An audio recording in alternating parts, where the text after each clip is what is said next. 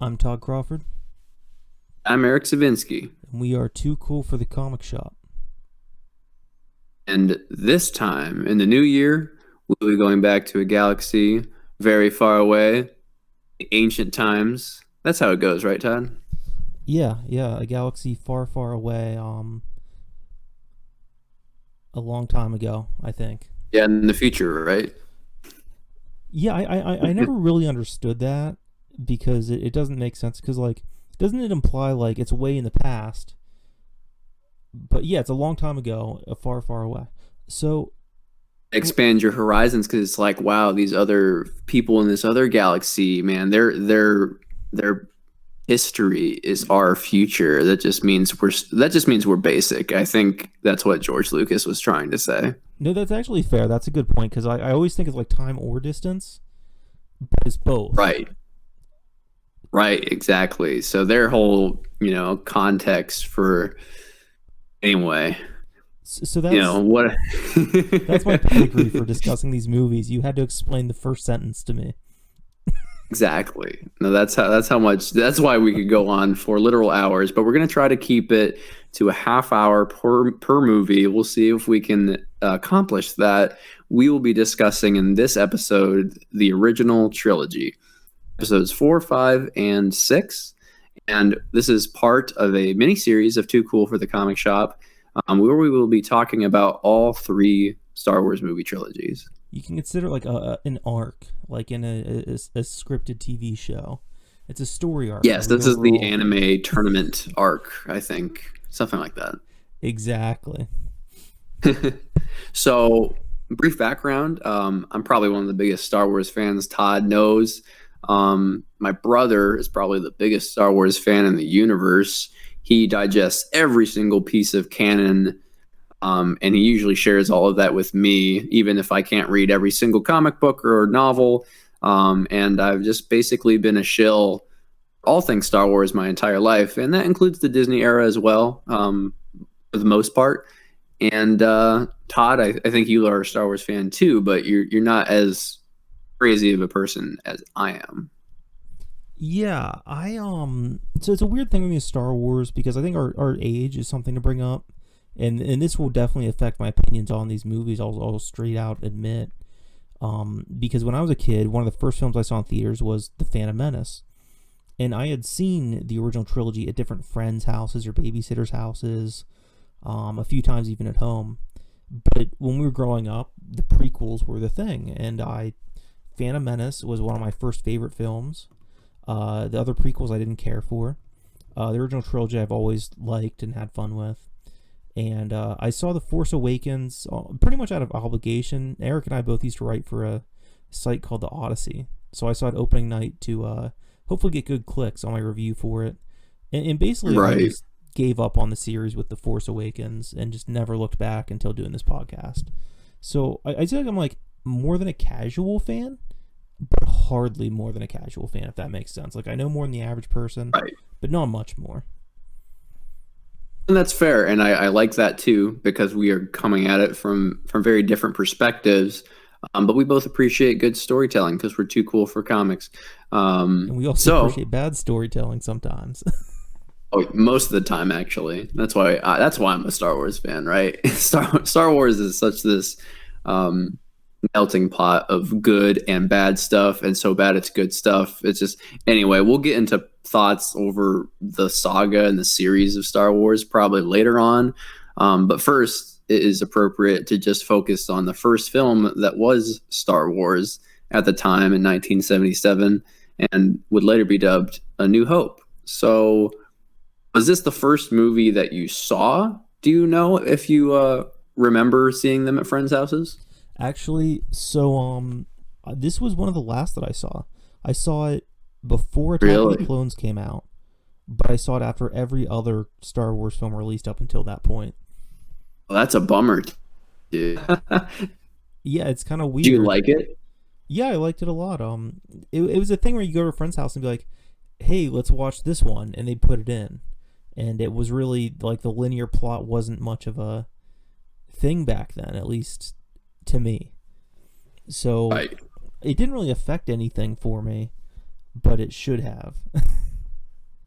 Right. But you were a kid, so it's like, It was like it an episode probably of a didn't TV matter all that show. much. See, I was sat down with the original trilogy probably, and I'm not even kidding, when I was like 3 years old. I don't even have great memories of reactions to the original trilogy movies. That being said, I'm pretty sure I was meant to watch them in order when I was like sat down with them as a kid.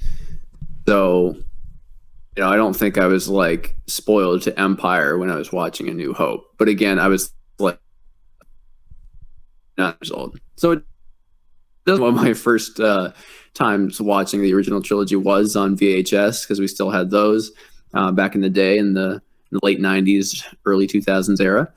Um, but yeah, A New Hope, I always thought, as a kid, of course, was obviously more of the slow burn movie.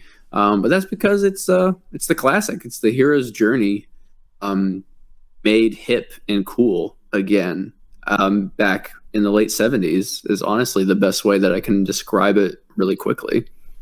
Yeah, we probably won't get too deep into all the mythological relevance of the plot and the homages and stuff, but that's definitely how I approach it today watching it. One thing interesting watching it again more recently for this podcast was I'm a huge fan of Lucas's other directing works, like THX and American Graffiti is one of the best films of all time. Love both those. So it's fascinating to see him go from like this kind of like art house director to basically inventing blockbusters with this by making this collage of his own childhood fascinations from Flash Gordon to Kurosawa to some other things. I even watched some films that inspired him going into this, just clips from Flash Gordon or what's it called? Yojimbo is a Kurosawa picture that he largely imitated some of the structure with in this film, and read my Joseph Campbell books, a few of those before this, and that was a lot of fun. I think that was very rewarding. No, it's very interesting, and I find it inspiring that Star Wars does take from so many different inspirations. Some inspirations that are definitely probably better than others. I've never seen like Flash Gordon, but I haven't heard too many good things from super nerds who have, or it's kind of like that B movie crowd material. And by blending it with Kurosawa and samurai and Western and all these other mythologies, it's weird how you get something that's like unironically cool and continues to be, I would say, the most important movie franchise still to this day, especially if you look at it from a business standpoint, because I don't really count the superheroes, because they are comic original characters, whereas Star Wars is original to movies, right? That has still continued to be pervasive 40 plus years later. Just fascinating how all of these different things have to come together to make this one phenomenon. Yeah, and that's the fascinating thing to me is like growing up, you speak, how do you come up with this stuff? How did Lucas invent all these things? And I'm not a Lucas hater by any means, and you'll see that throughout my thoughts on the films, getting deeper into them, but the truth is you don't. And I think that's part of what makes Star Wars so inspiring, is seeing how Lucas took his own life. I mean, Luke Skywalker, Lucas, Luke S.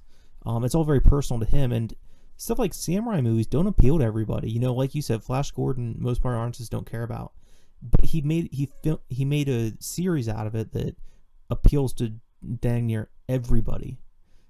You'll hardly meet someone who doesn't love Star Wars, and he made universal appeal out of very highly specific things, which I think is really just a sign of a great artist, in the same way like the Beatles are or something. Yeah, I can completely agree with that. And I think it really, I think when a lot of people talk about A New Hope, they talk about its structure, its characters.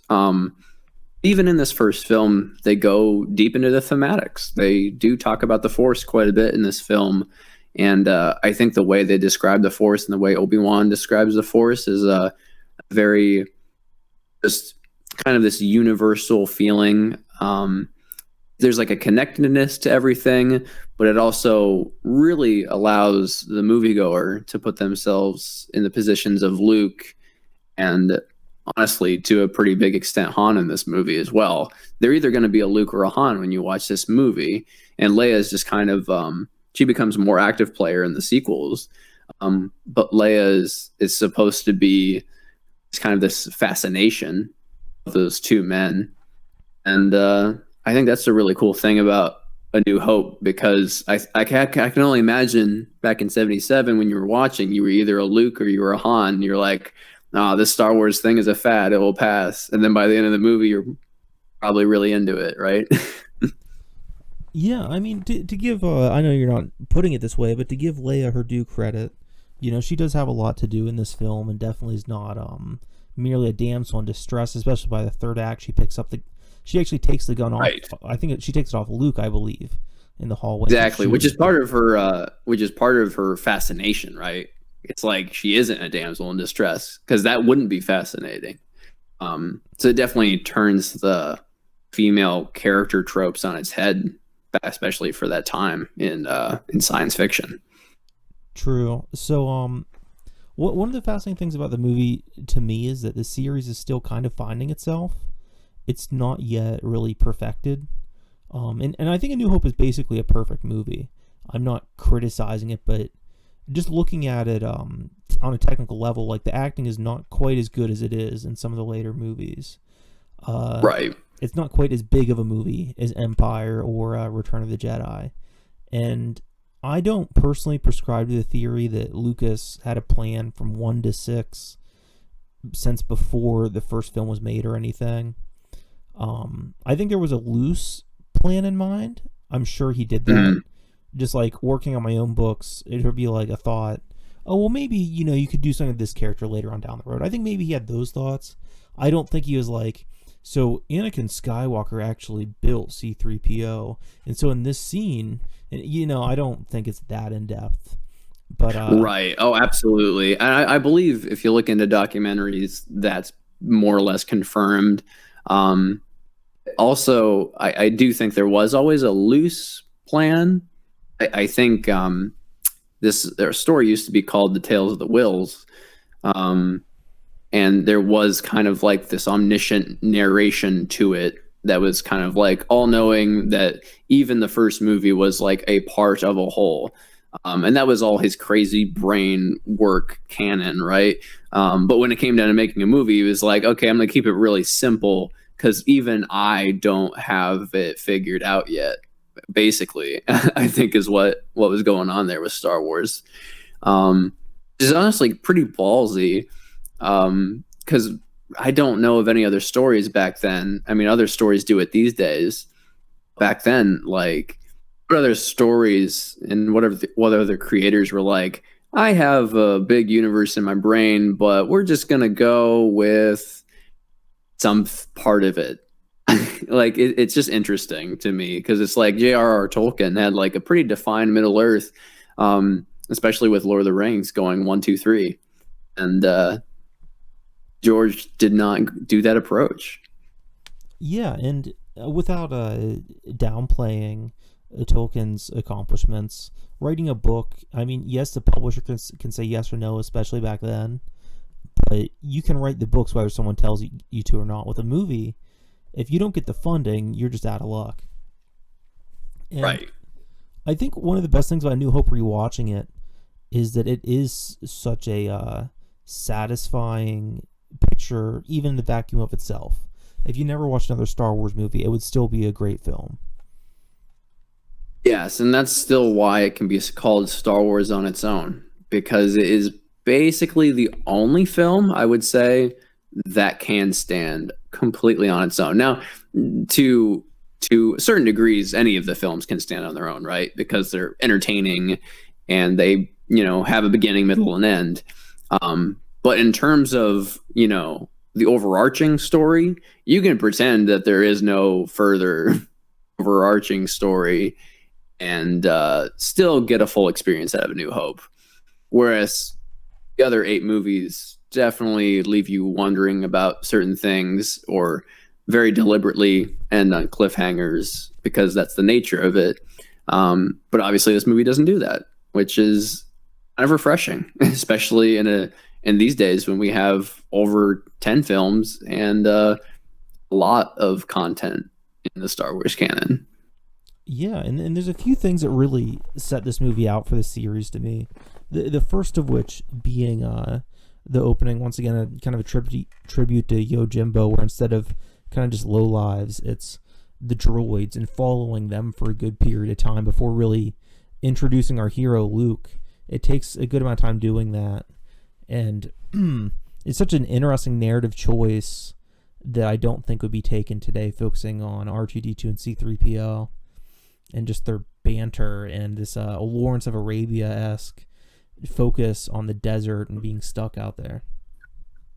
Yeah, it's a very interesting opening to a film. I don't know if anything would be done similar without either feeling like a ripoff or just feeling weird. Like you said, that this kind of seems like too daring of an introduction to a film, especially a blockbuster these days. I could see more artsy movies doing that, doing something akin to tertiary characters like leading the movie. But yeah, I still can't think of hardly any other examples though in which that happens. And similarly, like the cantina scene, for instance, where we're introduced to Han and Chewie, and having a character like Chewie is in the foreground as much as he is. Really, it shows that even though Lucas was kind of inventing a new commercial market, he still had a ton of balls. He was still kind of experimenting and trying different things that we hadn't really, I don't want to say we hadn't seen before, because like I said earlier, most of Star Wars we had seen before, but put together in a way that we had not seen it through this new artistic lens that he was developing. Right. I mean, he wanted a stand-in for his dog, and so Han has a best friend that is a big old hairy beast, and he just wanted to do a lot of very particular things, and he did them, which is whether you even like Star Wars or not, I think is just commendable. Especially these days, there are so many external pressures, and I'm sure he had his external pressures as well. It's just cool to see that kind of like polished, clear vision of mostly that one person. Yeah, and he has all these unique articles basically hanging from just the coat rack of like Joseph Campbell's hero's journey. And I think that's really the key to the first film's success, is that it's a lot of weird shit and unique things dressed up on just a very conventional plot line that's really easy to follow and archetypal, but it doesn't feel cheap because it's, I don't want to say cliche, but traditional in its storytelling. Right. For the most part, of course, traditional. Like I said, we talk about the droids and stuff, but it's very easy to follow. The plot's very simple, but it actually enriches the themes because of the universality of it. And I think that's where the Force comes in. I think in some ways the Force, I'm not saying this is an intentional thing, but it almost applies to me with storytelling and just mythologies and how Joseph Campbell sees mythos and repeating story tropes. And that's what Star Wars is to me, is just a celebration of myths, a celebration of stories. And I think the first film embodies that better than any of the others. Yeah, and there's something to be said about what the Force is and what it means, because in some films the Force feels like it's a stand-in for faith, and in some films, like this film, it just feels like a expression of interconnectedness and universality, just like incarnate. It kind of does different mechanical things in the story depending on which episode you're watching. Yeah, again, like if they hadn't nailed that, I don't think that this it's almost like the original Star Wars film is educating kids about the traditional story structure, about the hero's journey, and adults will put up with it too, especially adults who were adults back then, because it had a lot of other exciting dressings to it that weren't traditional. So I mean, it really just it's really designed to appease almost everyone. Yeah, it's like I mentioned before, but like the Beatles, how they had Eastern influences and different instrumentation you may not hear, but a lot of their songs were still traditional pop songs, just presented in a way that we hadn't seen before. It's maybe more elaborate or more forward. Right. Which is kind of a way I would explain A New Hope and just Star Wars in general for the most part, because everything does kind of feel like a pop song. Like, wow, lightsabers, blasters, spaceships, shooting lasers, like those are all pop songs, but they all have like kind of a different flair to them. You could like the more classic samurai-esque duel, Darth Vader and Obi-Wan, or you might be a trench run person all the way. And Star Wars does that so well, where there's going to be that much discussion on who's your favorite character and why, what's your favorite scene and why, what's your favorite ship and why. Like they just have lists upon lists of things that you can latch onto in these movies, and this started really well in this one. Exactly, and going forward from that, I think it's so incredible how you have these at least four iconic characters, maybe five even. I'd say Luke, Han, Leia, Vader, and Obi-Wan. And that's, I guess that's even Chewie, R2D2, C3PO, so on and so forth. Right. It's almost easier to name like who isn't iconic in this film, and the Star Wars canon continues to try to stretch like, oh, what's iconic? Because you'll see like a freaking gonk droid in The Mandalorian and be like, whoa, that's a gonk droid. And even celebrities know what a gonk droid is. And a gonk droid is just like the big old like trash can that walks around on two stubby legs. But for God's sakes, we know what a gonk droid is. Like, yeah, and only Star Wars can do that. I don't know of any other franchise that has such fascinations over the little details as well as the major characters that this saga does. For some reason, it's just a weird appeal. Exactly, and the stormtroopers, and like you said, the ship designs, and this is all in the first film. It's really unheard of that another film could be this iconic. It's hard for me to picture many others. I'd say The Godfather might be the closest I could think of. Jaws, maybe. Right, but those are still more grounded in reality and realism. So it's like Star Trek, its first TV show season or movie, like I don't think it had this much iconic stuff, and a lot of that is the credit, to all the other people who worked even on this first film. I mean, you have Ralph McQuarrie doing so much of the design work from the very beginning here, and you have John Williams composing the score. And I don't think Star Wars would honestly work at all without a rousing score. So you just need to be killing it on all cylinders with Star Wars. Otherwise, it just doesn't work. Well, that is one important detail, is that Star Wars arguably has the best sound design in any film ever. I can't think of another one that has as much, from the noises the ships make, to the R2-D2's beeping, to the score, to Vader's breath, the lightsabers humming. I can't name a more iconic, especially a more inventive iconic sound design. Right. And that's just part of the freedom of filmmaking and why these have to be films as well. There's a musicality to Star Wars even when there's like no music.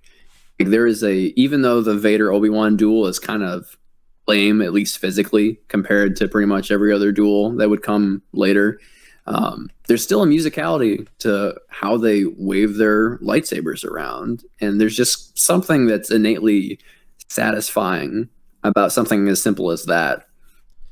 Or how the ships sound as they're whirring through the trench run at the end. Like, yeah, the sound design cannot be commended enough. And it's honestly like a character in and of itself.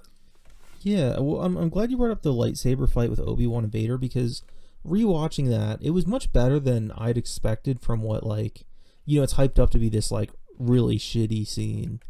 But honestly, I get the vibe, and maybe I'm inserting a little bit too much outside context into it, that clearly Obi-Wan's an older man. He doesn't have the skills for he sure. used to, and Vader doesn't want to strike him down, necessarily. Like, Vader's clearly kind of toying with Obi-Wan and testing him, and Obi-Wan's really not even trying to put up much of a fight. It's not like just like two decrepit old men with sticks that occasionally tap each other. There's definitely some choreography and intent there, in my opinion. I agree. There is some psychology to the duel, which is honestly more nuanced than this film usually has throughout its runtime. You actually kind of appreciate it, and it's very easy to appreciate it for what it is when you have so many other like crazy duels in the franchise. Obi-Wan has a duel in one of the animated series that maybe someday in the far future we might talk about, so I won't spoil who he's fighting. But who he's fighting, he still has that same kind of style because somebody finds him on Tatooine, and he wins that duel, obviously, because he's still around.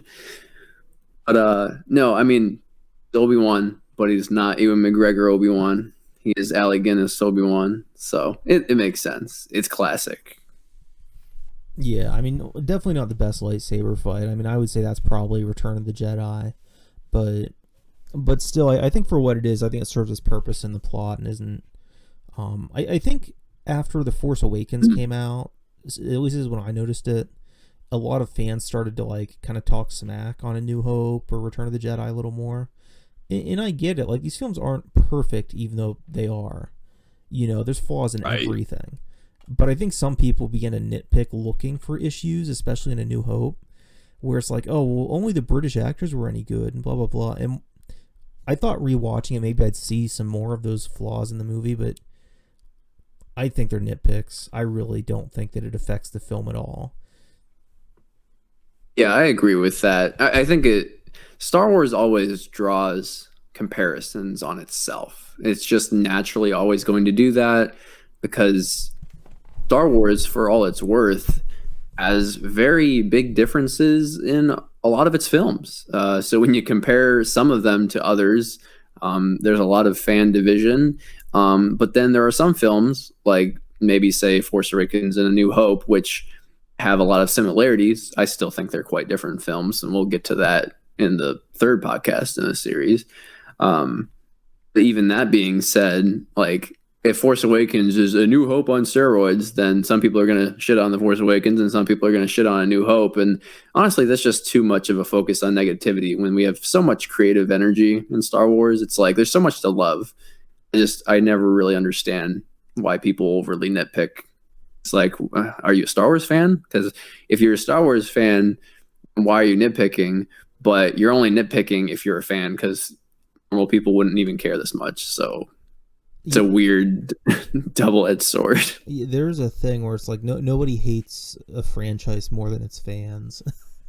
Yeah, that's pretty true. That's definitely where I draw the line, where I don't know if I call myself a Star Wars fan, or I consider myself a fan, but I want it to be good. I don't like anything Star Wars. I'm not saying that everybody who likes everything is just blindly enjoying it, but there's definitely some that I like and some that I don't. I'll put it that way. Yeah, but you probably don't have like dark side level hate for probably any of these movies, at least not in comparison. I give two of them to other people under 5 out of 10. Actually, 3 of them I give under 5 out of 10, which is pretty low for me. So maybe. Right. Well, we'll get to those in the near future. I assume these 3 are probably not in those. Well, we'll find out. Oh yeah, I guess we will. But that's pretty much everything I have to say about A New Hope. I mean, we could talk about the individual story beats, but I really don't even see a point to that. Everyone has seen Star Wars. So, to talk about, well, then the Death Star blew up Alderaan, and then they blew up the Death Star. It's like, there's really no point in talking about that. I guess the only other interesting thing is the kind of like era of optimism that A New Hope kind of feels like it was trying to make. It was a kind of a old war era movie where the rebels were kicking the ass of these supremacists and this empire, and that was just very relatable and continues to be very relatable. And I think that in and of itself is a good political landscape that they chose to make very universal and relatable. So not only is it mythology and hero's journey, but it's also like the angst of the late 1900s kind of all combined into it as well. And then your heroes get medals at the end because they kicked ass, and we can all whoop and holler and cheer. Hooray! Yeah, it's definitely a very satisfying ending, of course, and yeah, it leads right into the next one pretty well, I think, without them feeling like a cliffhanger or anything like that. And and yeah, it's a good one. So I'd say All right, 3 out of 10. Yeah, 3 out of 10 for A New Hope. Yeah. Do we want to rate the Star Wars movies, or do we just want to give it like a letter grade or something? I'm kind of tired on the old number out of 10. Yeah, I could do letter grades. I was planning on numbers, but we usually do letters anyhow. And with Star Wars, especially this trilogy, it won't make much of a difference anyhow for me. Yeah, I'm just purposely trying to trip you up. No, I would give this movie like an A plus, because like if it earns an A or a B in some areas, it's like earning extra credit in so many other areas. Like you said, sound design and artwork and ingenuity and creativity. It's like are things that this movie does that most movies could never even dream of. That's kind of where I stand on A New Hope. It's not my favorite Star Wars film. It's actually kind of in the middle of my ranking, honestly, of the 9 movies, which I know is probably an unpopular opinion. I still love A New Hope. I still think it's like a flawless film for what it is. But yeah, that's basically where I stand on it. Yeah, I mean, it's tough because I'm pretty much right there with you, where I really can't give it any less than an A plus, but it is more of an A in some areas. But the thing is that when I think about it, quantitatively compared to like Empire, which we'll be getting to soon, Empire does a lot of things much better. But judging it as its own film and how successful it is, rather than judging which one I like more, or comparing certain details, it's really, you can't have any more of an A plus than A New Hope. Yeah, So it's an A plus. no, I agree. Such good teachers. Just grade everything on a curve. Yeah, exactly. Well, we'll see how that curve holds up with I'm just gonna say it's my favorite film of all time, Empire Strikes Back. It's my favorite film. So we're gonna dive into that. Is Empire Strikes Back the first original trilogy film you saw? I think I saw Return of the Jedi first, actually. I think it's on reverse order. I could be mistaken though. I might have seen Empire first. That's really like neck and neck, because like I was so young that the memories kind of blur, and I know I saw New Hope last because I was much older, at least a year or two older. But I think it doesn't matter essentially then. And I remember because I was at a friend's house. It was his birthday. We were playing Mario 64. And he's like, let's watch Star Wars. And we're looking at all the movies. He's like, which one do you want to watch? He said, do you want to watch the one where Luke gets his hand cut off? I was like, yeah. That doesn't get more of a childlike boy conversation than that, does it? No, Also, it really a day full of Super Mario 64 and Empire Strikes Back is basically my ideal day, even as a 24-year-old man. So it was a fun night. Hell yeah, man. But yeah, I mean, I'll let you dive into something first, because otherwise I'm just gonna stop, never stop gushing. Yeah. So Empire Strikes Back picks up a short period of time after A New Hope. Of course, there's an opening scroll giving us the exposition, and it's actually not a short period of time. There's actually 3 years in between A New Hope and Empire. Yeah, but like considering the time span these movies, you know, like the difference between 6 to 7 or 3 to 4, you know what I mean? That's fair enough, but there is a whole comic book series. There's 70 issues, bro. Come on. But yeah, no, I hear you. But see, this is where I become the obsessive nerd and start correcting you about everything. So yeah, they're on Ice Planet, and basically Han wants to repay his debts to Jabba. There's some tension between him and Leia, as well as a little bit between Luke and Leia, and basically the movie starts. And Han and Luke, don't forget that. Oh well, yeah, but that goes without saying. Yeah, I mean, he's willing to ride on his tauntaun. I'll see you in hell. That's like that's when you know that this movie is just gonna be more fun. Harrison Ford is, yelling at an extra that he's gonna see him in hell. It's just, I love that moment. I think for me, this movie just, I hate to say it because, like I said, it's so neck and neck with New Hope, but this movie is just more exciting. It has more thematic depth. It filmed better. It's acted better. And it's not repeating A New Hope. It's definitely driving the themes forward. And I really Right. can sum it up better than the opening of the film where we get so much shit. It's basically a climax of a typical blockbuster where Luke gets trapped by some fucking Yeti thing. Han saves him. Right. We get is it ATST that's in the ice?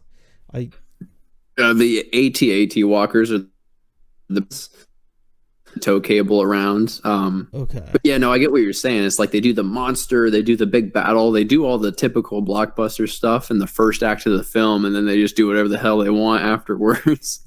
Yeah, it's true. The movie actually does get like kind of smaller as it goes on now that I think about it, which is really interesting. Yeah, it's kind of genius though, because most people love Empire, so it obviously works on most accounts. And I think that is due to what you were hinting at, is that Empire has way more thematic depth. It has way more acting cred. All three main actors are doing a far better job in this film. Mark, Carey, Harrison, Billy D. Williams is fantastic as Lando. Frank Oz is fantastic as Yoda. Darth Vader is actually cool in this movie. Unpopular opinion, I don't think Darth Vader is super cool in A New Hope, honestly. He does not have that commanding... He does have a commanding presence, but he doesn't have iconic, legendary presence, I don't think, until Empire. The way he walks around, the way he talks. Like, think of it this way. Vader's most imposing threat to the main hero was sitting in a cockpit twisting little knobs around in A New Hope. And then in Empire is like this, creature from the Black Lagoon kind of horror movie-esque vibe. And he's like cutting the hero's hand off. Like, Darth Vader is just, this is his movie. I mostly agree. I will give a little more credit to Vader in A New Hope because in that one, he gets the opening. When his first entrance is one of the best villain entrances in film. And I believe he absolutely. Also I feel like it's someone in A New Hope. All kind of downhill from there, though, in terms of what he does in A New Hope. No, it's true. By the climax, he's definitely a secondary villain. And was it Tarkin? Is a little bit more and that's prominent. a weird thing, is that Tarkin is kind of this weird character where kind of portrayed to be like, I don't know, because I don't even know if they had like an emperor in mind. They probably did back then, but it's like Tarkin was actually in charge, or at least of the Death Star. So it was definitely kind of a weird hierarchy there, which killing Tarkin off really lets Vader breathe and have that possibility. And I think the Emperor shows up for like 2 seconds in Empire Strikes Back, so he's not even really important. So again, it's just the Vader show. With that And all of its interactions with his subordinates, always great to see, because he's so commanding, and then people screw up around him, and then they pay the consequences. Yeah. You see why he is to be feared, instead of see the image of why he should be feared, you see like actions of why he should be feared. Yes, and the Empire, or the Emperor, I should say. One thing I want to point out, and it's such a weird detail, I don't know why it works, but he's very intimidating looking. He is scary, and for me, what it is, for some reason, is the yellow eyes. I don't know why it's so fucking creepy, but it just is. Yeah, no, it's simple and effective. I think when most villains in this franchise have like stoicism of like the samurai mask or a bounty hunter's mask, and then if you just give an old dude yellow eyes, I think it's just naturally creepy. You probably do some Photoshop to any grandpa out there, then you've got a Sith Lord on your hands. I think that's gonna be a new profile picture on Facebook, just me with yellow eyes. Yeah, it better change to that very soon then, Todd. Now, my memories might be blurring with these films. I did watch them like one after the other, day by day. I watched all 9 movies over the course of like a week. Um, am I mistaken, or is it this movie in which Vader force chokes someone over a space Skype call? Yeah, no, that's Empire. So you're thinking Okay, correct. Yep. so that's kind of lame. That's my biggest complaint with this movie is like the force choking via cam is just kind of goofy. It's not horrible. It's a nitpick. I totally get it. Right. For a film this solid, though, that is silly. Yeah, I think even in the best, most serious Star Wars films, the fact that it can have some silliness, I think, is good. Like, it definitely doesn't really give Vader more points, I will admit. I think Star Wars has always been a little bit tongue in cheek. Like, I know we're not talking about this movie yet in a podcast, but Rogue One has a moment where like Vader cracks a joke when he just chokes somebody out, and it's like everybody was like, Vader doesn't make jokes, and it's like, well, actually, Anakin made shit tons of bad jokes, and Vader basically still does, and he's still Anakin. And it's like, yeah, I mean, I buy it. Like, Well, you might Vader be is a meme mistaken. lord, and we just have to accept it. You might be mistaken because Anakin has a lot of funny lines, but I don't know that they're all intended as jokes. Oh well, there's a lot of there's There's a lot of one-liners. snarking back and forth, I think, between him and Obi-Wan at least. There is, and I don't want to get into it until the prequels. My favorite cringy line in the prequels is "Another happy landing." But going back to I Empire, would. That's such a beautiful line that can be applied to a great many things, isn't I say it like every time I park my car. it? Well, when I say hello there, I'm actually quoting Obi-Wan when he drops down on General Grievous. Before we started recording, I was like, "Hello there." Only I know that I'm referencing that. It's all right. Anyway, I think Empire, just speaking to something related here before we go on too many tangents. Empire just cranks up the iconic factor of everything way higher without sacrificing artistry, and somehow makes the saga better. Which I think, if A New Hope is like the perfect weird mishmash of a phenomenon that somehow worked, Empire is the perfect sequel to such a thing that also somehow works. Well, yeah, Um, you know something I picked up watching these movies again. This is coming from like a horror or even a kaiju geek background.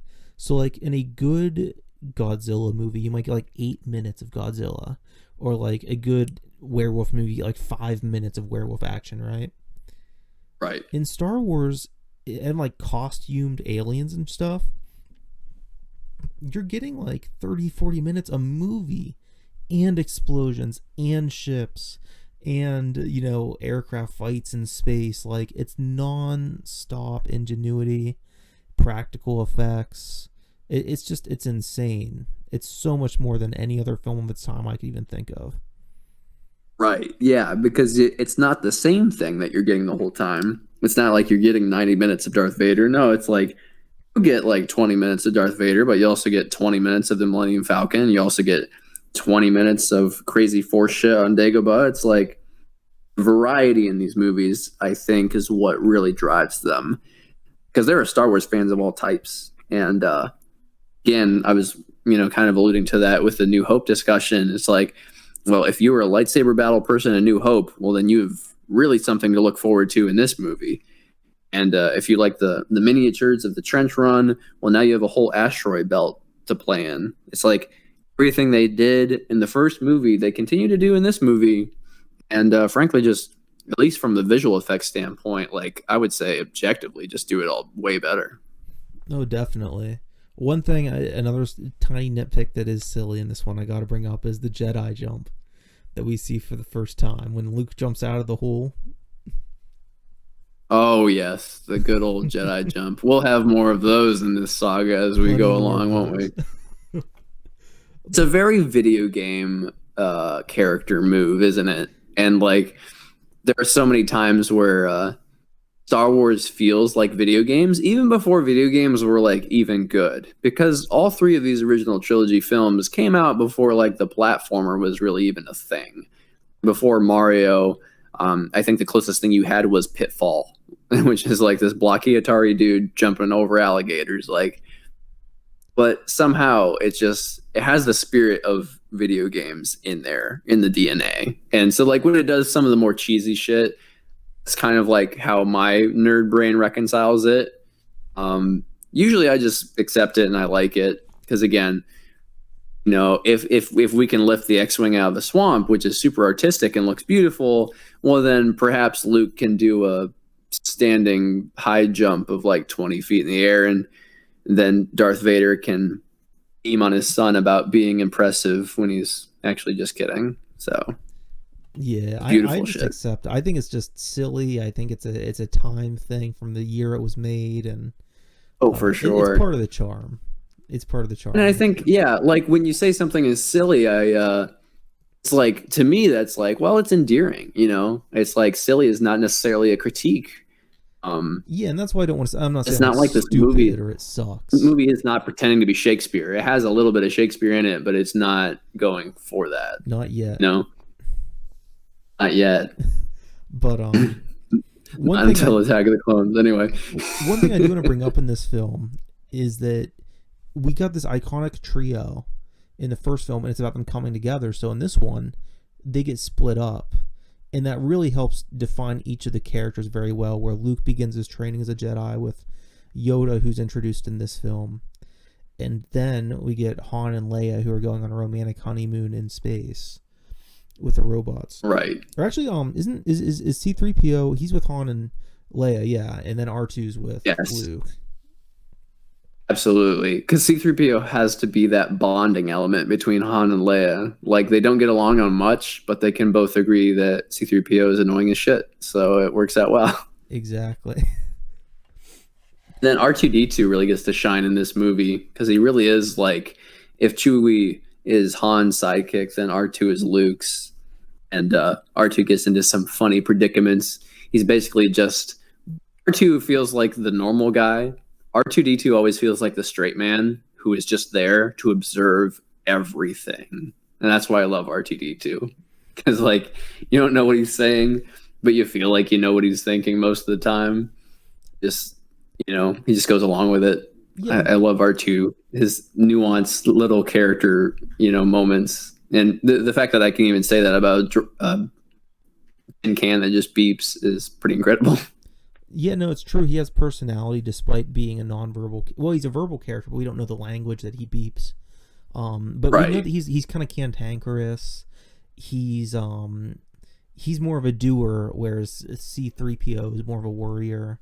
He's proactive. We get all these little details. And he's kind of a mechanic too. He's a weird like blue collar droid, as opposed to C-3PO's white collar. And there's R2-D2 is the everyman, is what you're telling me, dude. Yeah, exactly. There's something there. One thing I want to bring up is when they get to Dagobah, and C-3PO, or I'm sorry, R2 falls into the swamp, and then there's that like tentacled monster, and he gets spit out. That to me, and the monster in the trash compactor, I have a real fear of A, snakes, and B, like being in water and not seeing the floor, not seeing what's in the water with you. Those for me are the two scariest scenes in Star Wars, personally. Yeah, that's fair. It's definitely not as glorified as some of the other monster scenes in future movies, but I can feel you. Like, honestly, the Dianaga in A New Hope, the thing that strangles Luke because it looks like a turd, like was trying to kill him in the sewer water. It's like, yeah, no, that's pretty screwed up. And I think these movies were like for all ages. Yeah, Star Wars does have that line where it's like Star Wars has enough like kind of horrifying stuff that like you could be traumatized by some of these movies if you're too young, but it's like writing that line where it's like, yeah, but it's fantastical enough that you won't be scared for too long. Nobody will care. Yeah, it's the kind of situation where kids can watch it, but they may cover their eyes for a scene. And it'll be a different scene for almost every kid. And that's the fun of it. Play the game of which scene will traumatize my kid. I think carbonite scares me the most because it's like claustrophobia and coma at like the same time. It's like, no, that doesn't sound cool. That's true. That is pretty bad. I never thought about it that way because I always figured that you'd like be unconscious before it happened. But Yeah, like yeah, I don't think you are because I think it just happens and you're done. Which like it probably doesn't hurt, but like the existential dread of it, like dreading it when you're going into the chamber, that would be the worst. Han takes it like a definitely. Chad and just moves on. So it's all fine. But yeah, to talk a little bit more about Dagobah, it has a lot of my favorite scenes and lines in movies because Yoda is just like injected that little puppet with wisdom, and a lot of it is just really relatable. There's actually a meditation book that I'm doing right now that is based on Jedi teachings, but also a lot of stuff that Yoda says. A sense of the Jedi were a band of philosophers back in the day, whereas Obi-Wan basically just gave a lot of exposition and a new hope about, oh, there's a thing called the Clone Wars, and your daddy had a lightsaber. Here it is. But Yoda really goes into just what they're all about. It makes the Jedi feel real in this movie, even though they're all gone. Yeah, no, that's very true. And I think his teaching style is so much different than Obi-Wan's. Whereas Obi-Wan, as soon as he's found out that Ben Kenobi's Obi-Wan Kenobi, the Jedi, he's like, of course I know him, he's me, and then he's just straightforward. Yoda beats around the bush. He wants to get Luke thinking and using his mind, and he's more spiritual and he's more of a abstract teacher, if that makes sense, than Obi-Wan, who's more logical. And really, to sum that up in execution, is the scene in which he's introduced, where he's just kind of seems like a scavenger that may have either lost its mind or not had intellect much at all. He's presented almost more like an animal than a human being, or a teacher kind of character. And then of course it's revealed, Right. it's one of Lucas's favorite archetypes, is just the small warrior, or the unconventional teacher. And it's probably the best Yeah, use of because it. in a different way, R2D2 is also like that unconventional warrior. You don't expect greatness to come out of this weird looking smaller package. Yeah, and later on, not as successfully for most people, Jar Jar Binks. And I'm not going to get into the conspiracies about what Jar Jar was supposed to be, if he was supposed to be a Sith or he was the Phantom Menace. I don't know, but at least during the battle and the climax of the Phantom Menace, the drunken monkey style he employs to basically win the battle is very similar, just Right. executed differently.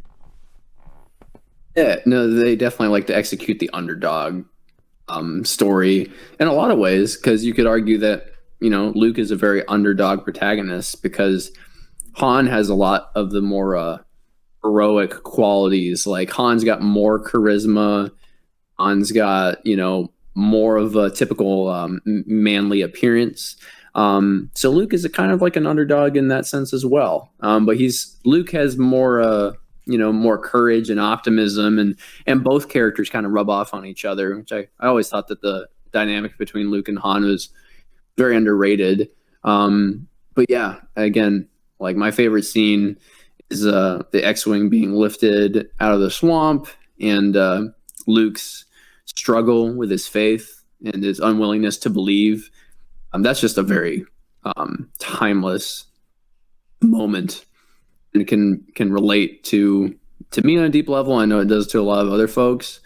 Um, there's a lot of other things that are relatable in this movie too, because all of a sudden Han and Leia are like bickering, and they have this tension that you don't really expect either, and that's kind of like an underdog relationship, or to even go for romance in this way in this story is unexpected, because if it would follow the hero's journey arc, then Luke and Leia do seem to be more obvious. So what do you think about Han and Leia's dynamic?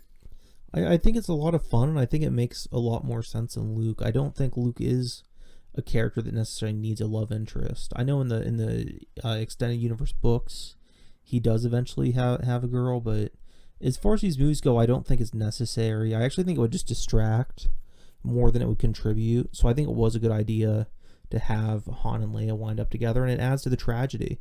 I think it's essential to this movie's climax because this film is a tragedy when you break it down. So I think Exactly. it's so important for Leia to finally say "I love you" right before Han is essentially, for all we know, they announce that he's alive after he's frozen. They give the audience that cue he's alive, but as far as we know, he's basically as good as dead. He's shipped off to pretty much be killed or worse at the end of this movie. Right. So Yeah, I mean, so as far as the character's concerned, it is just about as dire as it gets. And that's what this movie handles very well. Is that it does end with like Luke getting his hand back and them standing out on the bridge of the medical frigate. The climax was just so recent and so raw for Leia and Han. And Lando is a very, I think, underrated struggle as well. Because as a kid, I don't think you really grapple with or understand like Lando's motivations. Like he just kind of seems like an asshole. But when you're an adult, it's like, oh shit, I feel bad for Lando. Like Lando only betrayed his friends because Darth Vader got there first and probably would have killed him if he didn't do what he said. And he's just trying to like save the city that he runs. So he's trying to do the best for the most people that he possibly can. So he just keeps getting shit on, though, for everything that he tries to do.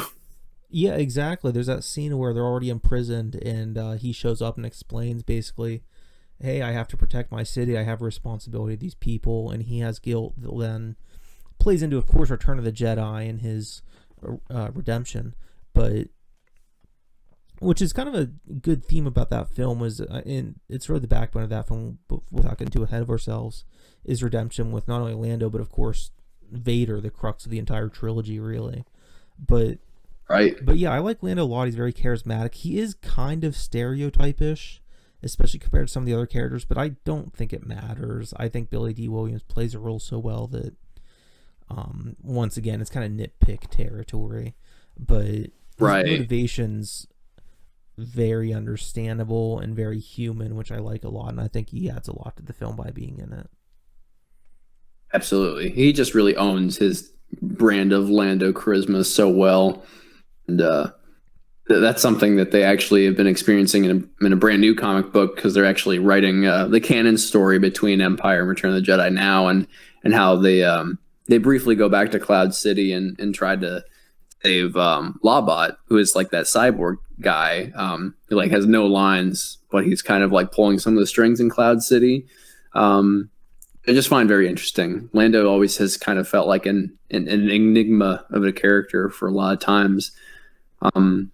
Yeah, I like how you say that, Lando has a redemption story. Obviously, Vader does. Han's got a redemption story across all three movies, in terms of like going back in the Falcon to save Luke in A New Hope, to realizing that he actually does care about the rebellion and Leia and Empire. And then finally, in Return of the Jedi, kind of settles into his own as a character too. So, I mean, the character arcs are just really cohesive and well written across all the movies, basically for all the characters in the original trilogy, which I don't think the other two trilogies are that strong in that regard. Yeah, definitely not. And I think this one's had a more singular vision. I think by this film, I think there was a trilogy in mind. I do think that from Empire on, things were at least mostly planned out, if not entirely. Like I think there was discrepancy with like the ending of Return when they were doing Empire between Lawrence Kasdan and Lucas. But I think for the most part, there was some vision of what they wanted to achieve with three pictures. And I think it's most fully realized in this one. I think this was definitely firing on all cylinders, peaking, which is an unfortunate trend in trilogies. The second one's usually the best, at least in good trilogies. Yeah, exactly. But I mean, I can think of several examples: Empire, Dark Knight, Terminator 2, Aliens. Actually, I like the original Godfather more than 2, but a lot of people think the Godfather 2 also peaks. So there's a lot of trilogies that do that. I think, I have a theory that because we like watching our characters struggle, because that's when they go through the most, growth, and they're the most dynamic, and they most reactionary, usually in their middle chapters of their trilogies. And I think we just like seeing that. We like the internal conflict.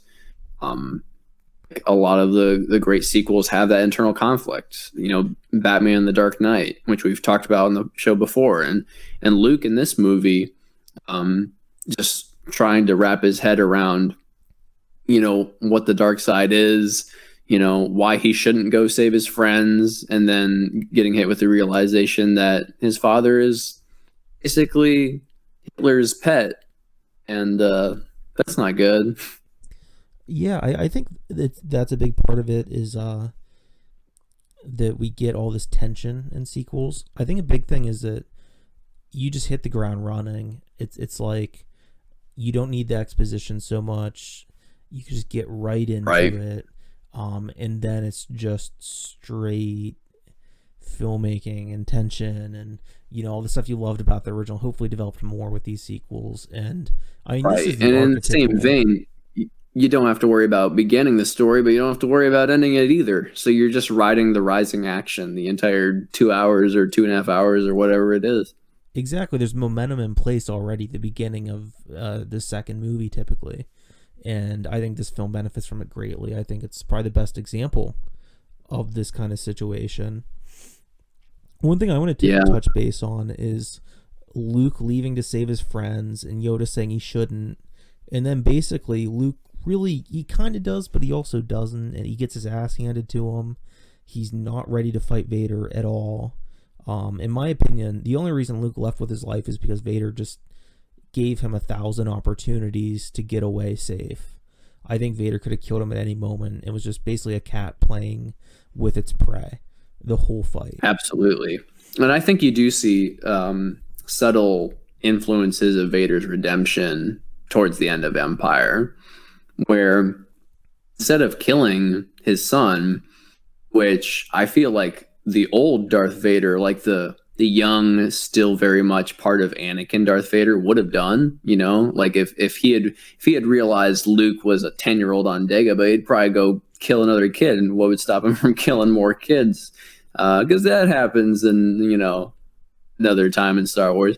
I think he's softening up a little bit, and he asks him to join him instead of, you know, to destroy him.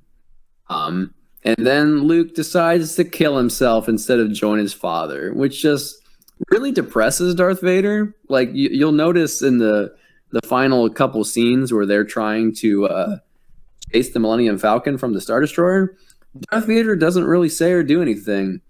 He's just kind of depressed. And then one of my favorite parts of Empire that no one talks about. So Darth Vader gets pissy throughout this entire movie. He's killing Imperial officers left and right, choking them out. And then when they cannot catch the Millennium Falcon at the end of the film, he is so depressed that his son would rather kill himself than join him that he just walks away. And then that's the last time you see him in the movie. Yeah, and that's one thing that I really enjoy about this movie is that it's not a depressing film. It's not just like relentlessly miserable. There's a lot of fun to be had. There's probably a lot more jokes and more levity than in the first movie. But at the end of the day, I mean, Luke, he is always a little too eager, a little too quick to act, and gets himself into trouble. In the first film, that's there. In this film, it's really becomes a defining trait to the point where he basically just screws himself in doing this, and that's really highlighted. And and there's also this great disconnect at the end of the movie where Han is completely out there from not Leia there and Luke and Chewie, but also Luke and Vader are connected now through their bloodline and also by the Force, but yet they're separate. And there's I mean, it gives such a haunting air into Return of the Jedi, which is definitely explored in the next film very well. Yeah, I mean, it gives you enough dread to be kind of like, because I feel like back in 1980, people were kind of pissed off. It's like, oh, we did not get our rousing medal ceremony kind of ending. because I don't think like a lot of audiences were ready for like a blockbuster like this to do him dirty like that at that point in time. They sure did. And some people, at the time didn't super appreciate it. Yeah, the ending's definitely more of just a moment of like, how I interpret it is there's struggles in life, but you make it through the day and it's going to be all right. There's a good speech about it, or more of a dialogue about it in the movie Clerks, where they talk about their favorite Star Wars movie, and the character Randall brings up, I think, or maybe it's Dante. One of them brings up that Empire's their favorite because it's how life is. It just fucks you over, and then you keep living. yeah, exactly. Which kind of ties into the themes of that movie, just working a crummy job, making a day to day. Right. But no, I think Empire is the movie where every character is the character. They have strengths, but they also have flaws, and their flaws and their strengths are usually connected, because such a cool thing about Luke, for example, is that you don't know if Yoda was actually right. Maybe Luke's friend, but maybe he just had to have a cooler head about it, and Yoda knew that Luke couldn't have a cool head about it because he was too emotional like his father. So I think there's a lot to be said, and a lot of like what ifs that makes Empire Strikes Back really interesting to this day. It's like, what would have happened if Luke hadn't have gone to Cloud City? Darth Vader would have just had more time to torture and kill Han and Leia. It's hard to say. So I don't think there's like right or wrong answers to what the characters do a lot of the times in this movie, and that's also very fun. Yeah, I think I think I only have probably one more point about this movie off the top of my head, and that is that, as I recall, it introduces Force ghosts for the first time. Yes, and that's a pretty huge addition. It is a huge addition, because Obi-Wan, they're like, sometimes I still forget that it happens in this movie. It's like they have a longer Force ghost discussion in Return of the Jedi, and obviously they end with some Force ghost action in Return of the Jedi. But yeah, so sometimes I just kind of forget. Which I think is a very pulpy way to connect some of the important characters. It really kind of gives some tension to Empire, and this might be why they did the Force Ghost thing, is to create tension, because Luke realizes that Obi-Wan lied to him, that Darth Vader did not murder his father, is that Darth Vader is his father. Then Luke is disillusioned and then is trying to contact Obi-Wan through the Force, since he knows that can happen, and he just ghosts him. Yes, that pun is intended. Yeah, I mean, for me, it's funny you bring up all the tension stuff. That it's true, that does introduce complexity into the relationship between Luke and Obi-Wan.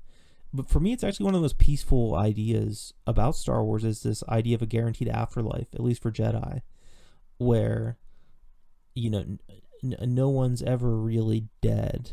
So when you see Obi-Wan struck down in A New Hope, he's still around there watching, and Luke can communicate with him, which to me is just very reassuring and just a pleasant thought.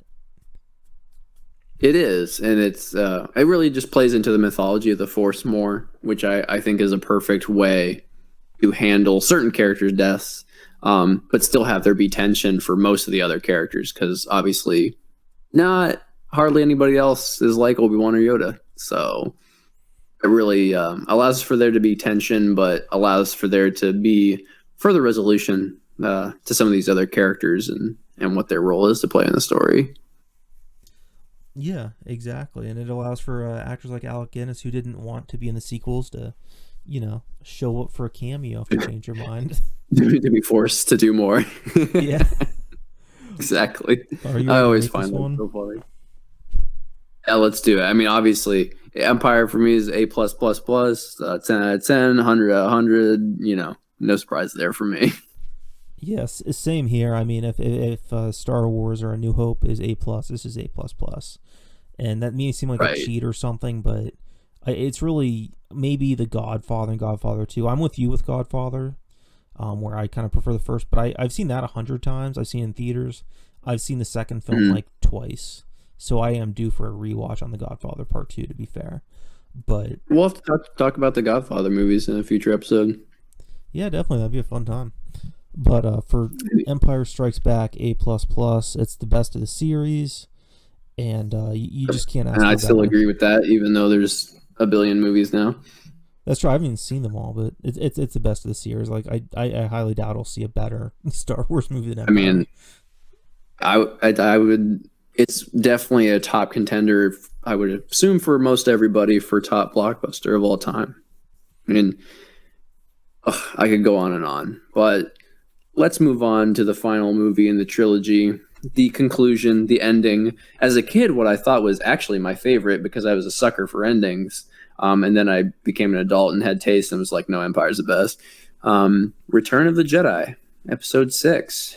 And man, Return of the Jedi is definitely the most uneven of these three movies. So, what are your thoughts on Return of the Jedi?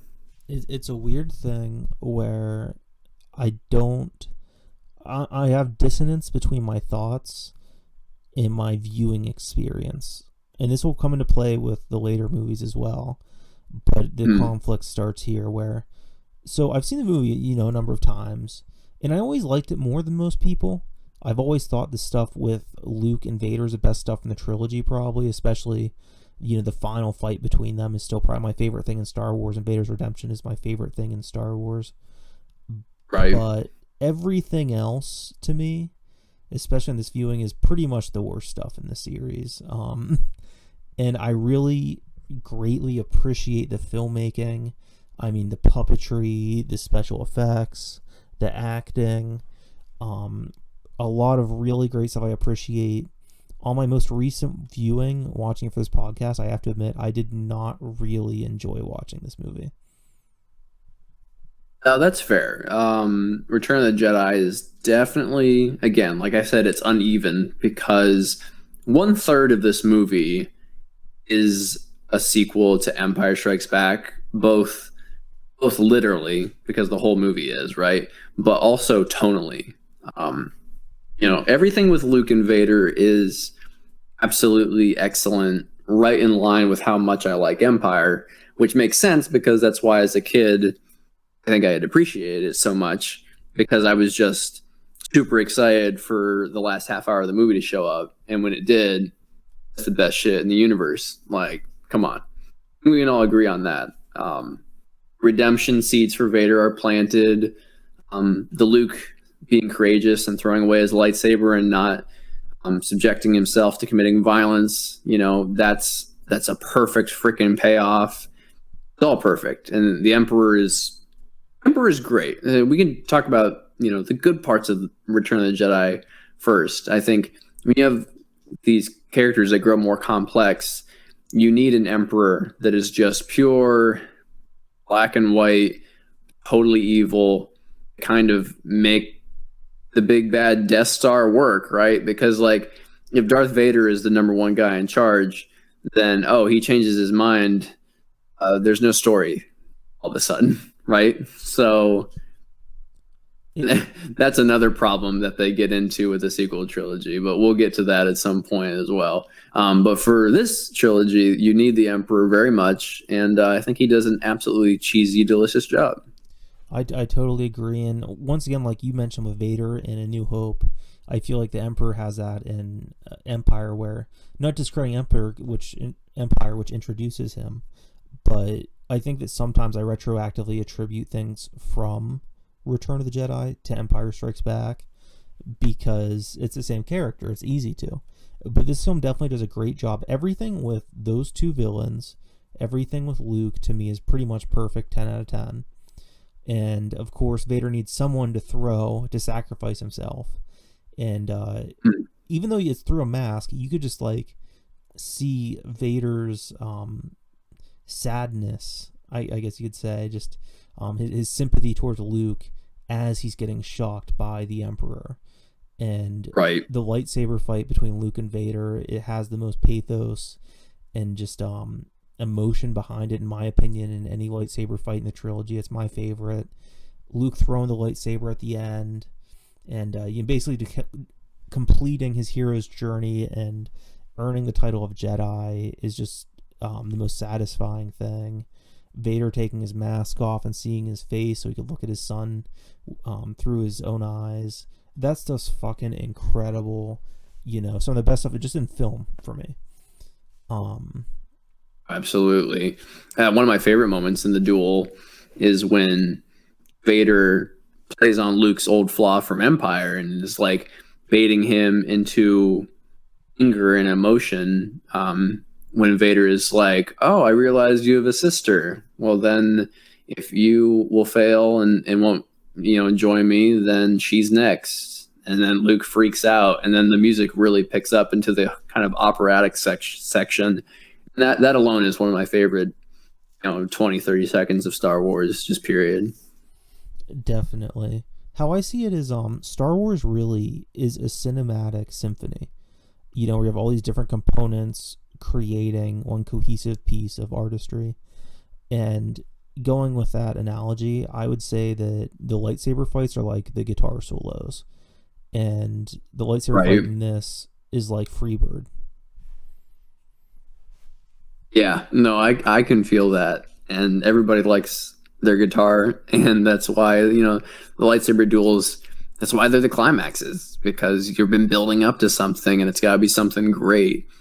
There are some occasions in Star Wars where it's like, oh, we got our super perfect guitar solo like earlier than I thought. Like there's some movies that we'll talk about later that kind of do that. But this movie is the perfect example of like, this is how you do a climax. And climax part of Return of the Jedi is the great part. But not all of Return of the Jedi is the climax, but at the same time, I think the rest of this movie is just good Star Wars. I wouldn't say it's like groundbreaking and trend-setting like A New Hope, and I wouldn't say it is like bonkers incredible like Empire. All the stuff in like Jabba's palace, for example, I would say that's just good Star Wars. Like, you have your characters bouncing off each other. You're on this rescue mission. Like, why the characters are there. And it's certainly bizarre as shit. But I still think it's good. Makes sense. Yeah, and that's really my inner conflict with this movie, is that a lot of it on paper seems good. I see what they were doing and going for. And I think it's good, like you said, at Jabba's palace, especially with the Rancor. I think it's great. I love that when the Rancor's dead, you see maybe not the owner, but the trainer, whoever grieving it, is such a great little detail. But a lot of it is. It feels like a world. The world building in the Jabba's palace section is very good. I feel like if the cantina is a good world building for Tatooine, I think Jabba's palace is actually better. Because there's so many characters and so much little intricacies.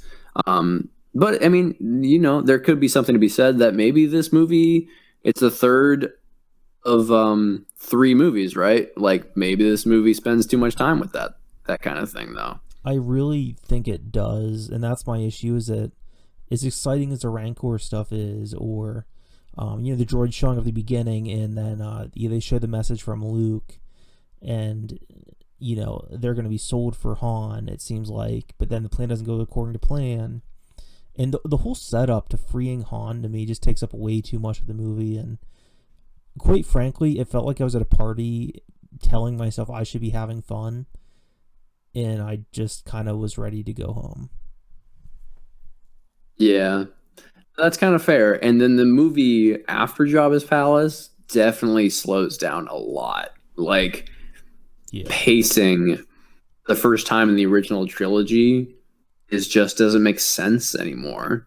Because for a solid 20, 30 minutes, they're talking to Yoda, which I like the Yoda stuff. I think the Yoda stuff is necessary. You can't just completely forget about Yoda, I don't think. But I think it could have been done maybe a little bit differently. But other than the Yoda stuff, they're just making their rebel plan, which is pretty generic. And then they're dicking around on Endor for a long time. Yeah, and getting to the Endors, first of all, the forest moon of Endor, it's not Endor, by the way. And I think Rise of Skywalker kind of clarified that a little bit. But anyway, that doesn't matter. Yeah. So a big thing for me is that they free Han, okay, at the beginning, and I get why they do that. And I'm happy Han's alive.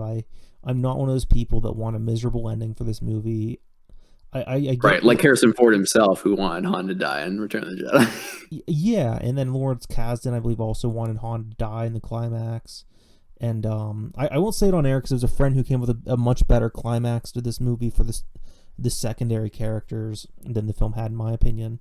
So I'm not gonna like steal it on air or anything, but like I feel like once Han's back though, so I'm happy with the ending. I think Lucas was right saying people need something to celebrate, to be happy about. There's enough suffering in the world. We should give them something to a happy ending. We should give them hope, you know.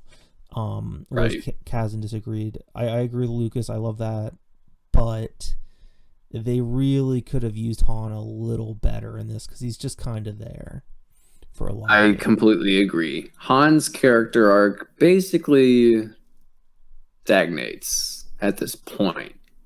His biggest conflict in this movie, him thinking that Leia likes Luke, Yeah, basically. and that's pretty high school considering. Played for a comedic it's played for a comedic misunderstanding too. Like at the end of the film. And that's it. Like obviously, we didn't have the sequels for a long time, after 1983, which we would eventually get. So I mean, I guess there's more payoff there once you finally catch up several decades. But that wasn't always the case, and a lot of the old stories following the original trilogy and books and comics were not great. They were kind of convoluted and crazy, like we think maybe the new Disney movies are in some ways. Trust me, what we had before was 10 times worse. So yeah, I don't think they knew what to do with Han. The funny thing about Han is like Lando gets to be Han while Han's in Carbonite, and then Lando continues to get to be Han after he's out of Carbonite. Yeah, that's kind of the big issue too. Like I like that Lando gets his role in this, and I like that he's redeemed. He's just a hero now because I don't think he was a Absolutely. villain in Empire. I think he was unfortunately just an anti-hero. He was in a bad situation and he had to make Sophie's choice, and I love that. And I like that he is in this one. He gets to be the good guy, but it gives Han I agree. nothing to do because Leia's a badass, Lando's a badass, Luke's doing his Jedi stuff with Vader. Like, I hate to say this, but I almost wish they just left Han frozen in carbonite if they're just gonna do nothing with him. Yeah, or they just should have done more. I mean, at least he does blow up the satellite generator. I mean, he does something, but it just kind of feels like, step one of five of blowing up the Death Star. It's not step one of two, like saving Luke's ass from Vader in the trench run. It's not that, Ex- So I guess I still like seeing Harrison Ford in this movie. Like he's still charming and funny, and like the little shrug and the reverse "I love you, I know" is a great moment um, in the bunker when they feel like they're pinned down. But yeah, this movie just goes a little too comedic. Like, there is a moment where Chewie does full on Tarzan, and I just am not a fan of that because it feels like a complete fourth wall break. And of anything to not have fourth wall breaks, it should be like deep fantasy stuff like this shouldn't have those. This movie does, and I don't like that. One moment I have to bring up, and this is gonna be something that fans always get like real sensitive about, but Boba Fett, he's introduced. He's like a badass in Empire, but he doesn't do much. And this one, he just gets written out of the series because at this point, for a very long time, this was the end of the narrative series chronologically, at least, not thematically. And he like Right. basically gets accidentally bumped off the ship and into the Sarlacc pit, and it's just it, and it's fucking just irritating and It's irritating disappointing. because you could still write him off. I mean, people understand this is the last movie, at least at the time in 1983. So I don't know. Have Han punch him in the face and then he falls off into the pit. Yeah. I'm not sure why there is such a dedication to slapstick childlike humor in this movie, which as a kid you're fine with it because you're a kid. So, you don't even, you don't even think about it. But it is just puzzling though, coming off the coattails of Empire and Lawrence's work on that movie, writing it. You have the director, Richard Marquand, who didn't touch Star Wars otherwise. I guess that direction and that writing from George was just, I don't know. I kind of view Return of the Jedi as the time when George started to lose it little, or if not a little, if a lot as well. I don't know. I think that what it was I think Star Wars is always for kids or family movies, Mhm. and that's fine. I'm not saying that in any kind of condescending manner, but I think this is the point where George started to talk down to the audience, where he's like, "Oh, well, this is going to be a kids movie," which we'd see a lot more of in Phantom Menace, and so he started to write for that audience rather than writing for everybody, but specifically that audience. Now it became very focused on kids, and halfway through this movie, I said to the person I was watching this, I said, I hate to say it, but this just feels very Thunderdome to me. Right. And I think this is also the movie where you start to realize, like, oh, Boba Fett existed to sell action figures. It doesn't matter what happens to him because he doesn't have a character.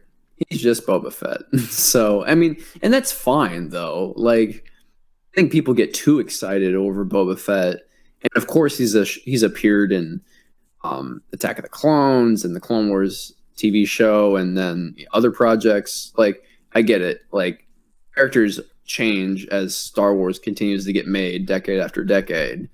At the time, I mean, I wouldn't have been upset in 1983 if I would have seen Boba Fett get yeeted, because it wasn't very important. Like, yeah, he was kind of a badass. He like cracked the Millennium Falcon through the garbage and almost shot Luke in Empire, but otherwise he didn't do anything. Like, he did some stuff, but he's not like God. He isn't Darth Vader. Yeah, I guess that's my issue, is that he didn't do much in Empire, but he was still hyped up, where you still felt like, Right. even regardless of the context of how we see Boba today, I do feel cheated in Return regardless, because unlike other like aliens in the background or whatever, like Greedo in A New Hope, you know what I mean? He doesn't do much, but you don't care. He has a scene. Right. And that's There's all no you need. hype for that character. Right. Yeah. He's got one scene and that's it. Whereas I felt like they were building Boba Fett up in Empire, similar to how Vader was built up in A New Hope. Not as much, of course, but in a similar Right. manner. No, that's fair. And what I wanted from this, and this is getting to my friend's alternate structure, but I wanted, so Luke has Vader, I wanted Han to have Boba Fett, and that would have been his climax, where maybe before he blows up the satellite, Boba Fett is preventing him from doing it or something, and however you get there, that would then be the person holding up Han and Leia, or just Han, or do something other than fall into a fucking pit and never be seen again. Right. Yeah. No, I completely agree with you.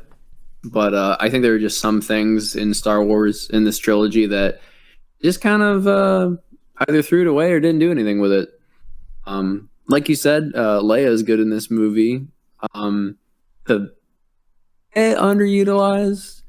I love how much they utilize Leia in the sequel trilogy. I think that kind of makes up for how much at times she feels underutilized in the original trilogy. Because I think of the three leads, it feels like least important. But when you actually think about it, of the three of them, she's like actually in charge of the rebellion. Like, she's not the one lady, Mon Mothma, who literally is. But she's the princess of Alderaan. She was like junior senator. Like, people follow her. She is a leader. Before Luke and Han did amazing things, like, Leia was like a figurehead. She's very important, and I feel like the movies just don't kind of recognize the reality of that. It's something the expanded canon has kind of fixed, I think, in my opinion, with like comic books and novels and stuff. But digress. What do you think about the Ewoks? Yeah, so before the Ewoks, I will say with Leia, I do think it's like emphasized, especially in New Hope. Actually, I think does the best job of this, but I do think her role isn't. I don't think it's like an oversight so much as just the necessity for plot and pacing. You know what I Right. mean? Like, I don't think she's presented as less than Han. Definitely less than Luke, but I mean, Luke is our uh, Avatar hero character. He is a central character in Right. this trilogy. But I definitely think I'd say she probably has more than Han in terms of importance. He's just kind of given the bigger action stuff, if that makes sense.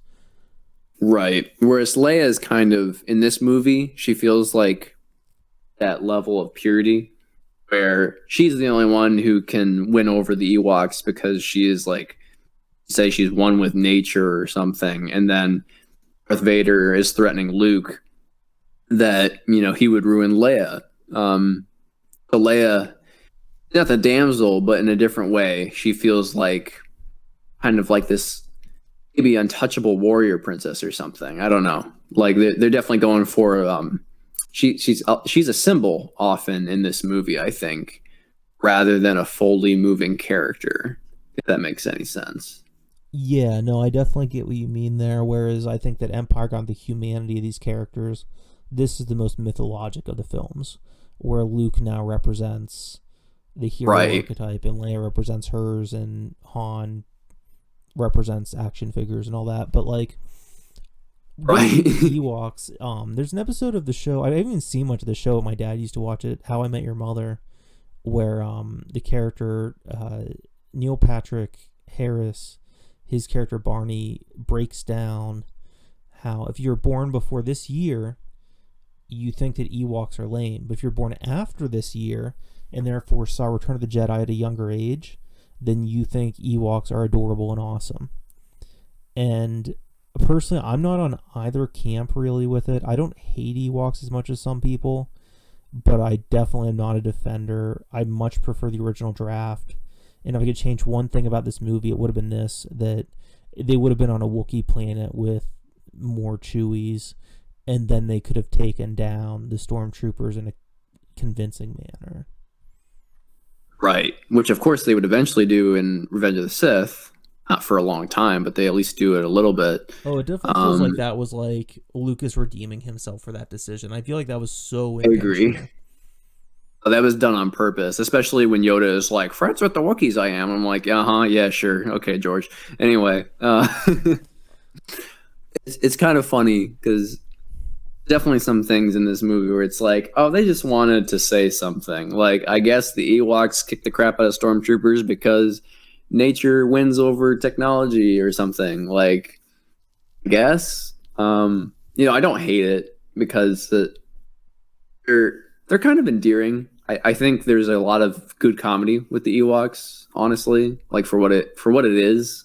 Not saying it should be there, but for whatever it is, it's not horrible. I love the sequence where C-3PO is revered as a god. That gets a lot of laughs out of me, and then When Luke uses the then they go Force- over the storytelling sequence of the past two movies too. While Han and Leia are like snuggling together, and then the wicked Ewok character is like on Han's lap, and then Han just pats him. I'm like, Kylo Ren foreshadowing. Look at that. Yeah, like it's a tough thing for me with the Ewoks and all the bullshit in this movie because I have watched it before and I haven't minded it. Like I said, my most recent viewing, I didn't hate it, but it definitely was not engaging.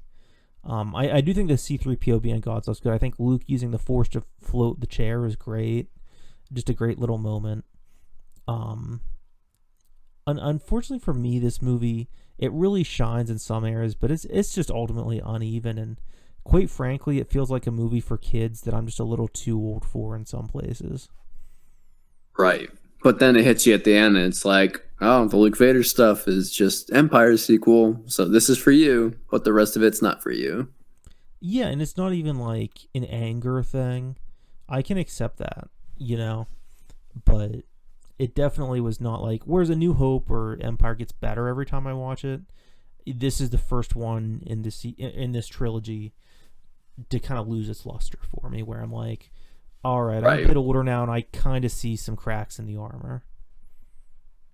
Yeah. No, I completely agree. And I've accepted it at this point.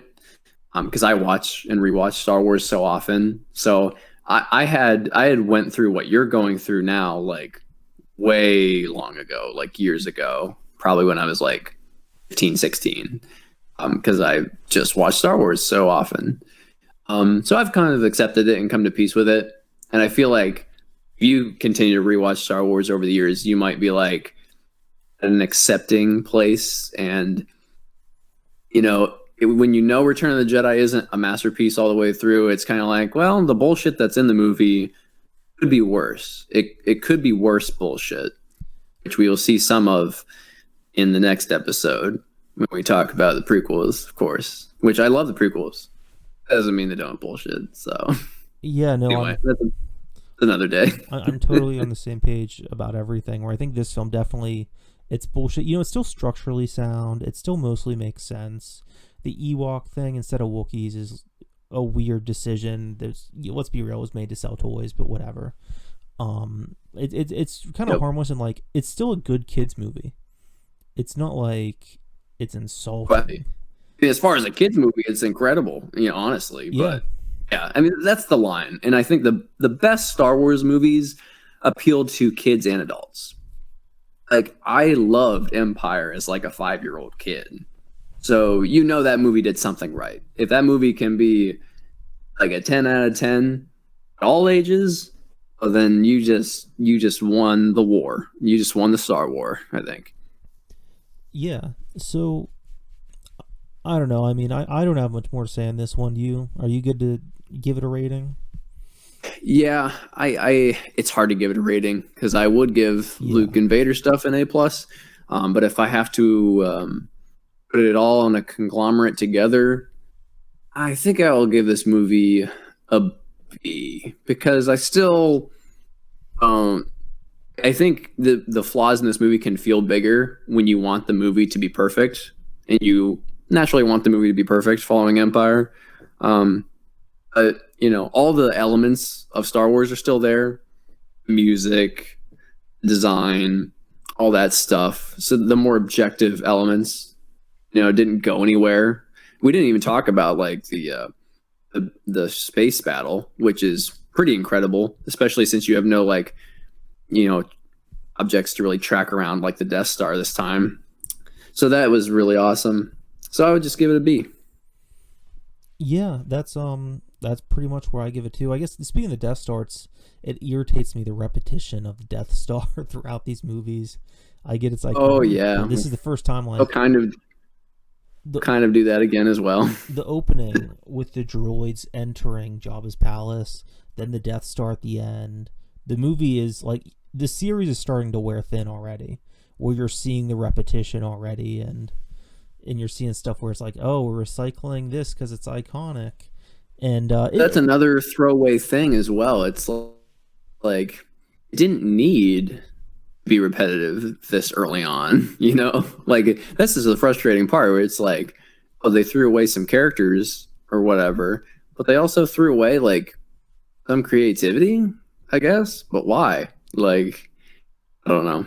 Yeah, no, exactly. And I don't think Return of the Jedi feels half-assed in a lot of areas, which is at least conceptually. The execution of everything is still fucking Star Wars.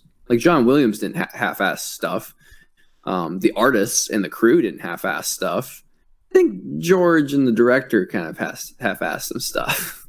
Exactly, and I still think it's all what like the Death Star in this one. I really don't think it's really worse than the first movie. The only thing that makes it less exciting is that we already saw it happen once.